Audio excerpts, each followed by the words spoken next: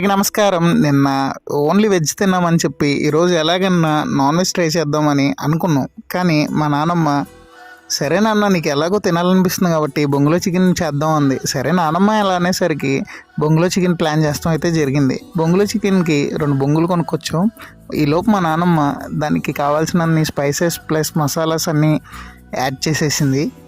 మా నాన్నమ్మ చేతి వంట చాలా బాగుంటుంది. మాకు కావాల్సినట్టు చాలా బాగా చేస్తుంది మా నాన్నమ్మ. తగినంత పెరుగేసింది. తర్వాత మా బాబాయ్ వచ్చి నేను ఆయిల్ వేస్తాను ప్లస్ 2 గుడ్లు కొడతానని చెప్పి మా బాబాయ్ 2 గుడ్లు కొట్టాడు. మా బాబాయ్ తెలుసు కదా సత్యసాయి 143. తర్వాత అలాగా మొత్తాన్ని కలిపేసి ఒక నిమ్మకాయ బద్ద పిండి దాన్ని కాసేపట్లాగా మళ్ళీ మిక్స్ చేసి కాసేపట్లా ఫ్రిడ్జ్లో పెట్టుకుంటే ఒక 15 మినిట్స్ మనం అట్లా దాన్ని అలా ఉంచితే దాని టేస్ట్ కూడా బాగుంటుందని చెప్పారు.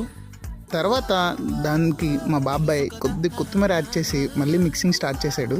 తర్వాత కొత్తిమీర యాడ్ చేసిన తర్వాత మా నాన్నమ్మ ఆ చికెన్ని బొంగులో ఇన్స్టాల్ చేయడం అయితే జరిగింది. దాంట్లో ఫుల్గా ఇన్స్టాల్ చేసి అసలు గ్యాప్ అనేది లేకుండా ఫుల్గా ఫిల్ చేసేద్దామని ఫిక్స్ అయిపోయాం.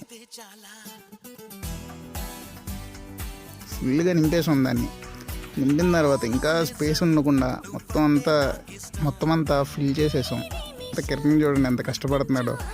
తర్వాత ఇంకొక 4 పీసులు లోపలేసి అట్లాగే దాన్ని ఫిల్ చేసాం. ఇంకొద్దిగా చికెన్ ఉంది, ఇంకొకటి ఎక్స్ట్రా ఉంది కదా, దాంతోపాటు కొద్దిగా రైస్ యాడ్ చేసి దాన్ని విత్ బిర్యానీ చికెన్ చేద్దాం అని చెప్పి ఫిక్స్ అయ్యాం.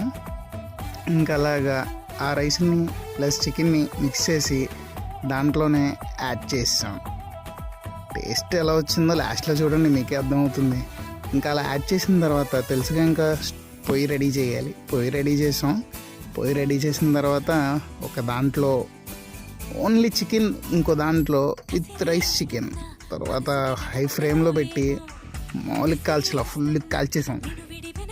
అలాగా మంటలో కాలుతూ ఉంటే మేము అలా దాన్ని అబ్జర్వ్ చేసాం ఎలా ఉడుకుతుంది ఏంటి అని. తర్వాత ఒక స్టేజ్ నుంచి ఇంకొక స్టేజ్కి రొటేట్ చేసి ఇంకా బాగా కాల్చిన దాన్ని నీట్గా ఒక అరిటాక్ తీసుకొని దాంట్లో ఫస్ట్ అయితే ఓన్లీ బొంగులో చికెన్ అయితే వేసాం. పర్లేదు బాగానే వచ్చింది. బట్ నాన్నమ్మని ఇంకోస్త ఉడికితే టేస్ట్ బాగుండేదండి. మనకు ఆగదుగా ఇంక సరే అని చెప్పి ఆ చికెన్ లైట్గా టేస్ట్ చేసాం. బాగానే వచ్చింది. తర్వాత ఇంకొక దాంట్లో ఉంది కదా ఎస్పీ బొంగులో చికెన్ విత్ బిర్యానీ, అది కూడా ఓపెన్ చేస్తాం జరిగింది.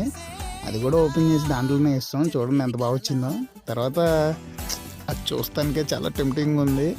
ఇంకా ఆటోమేటిక్గా తెలుసుగా టేస్ట్ చేస్తాం అయితే జరిగింది.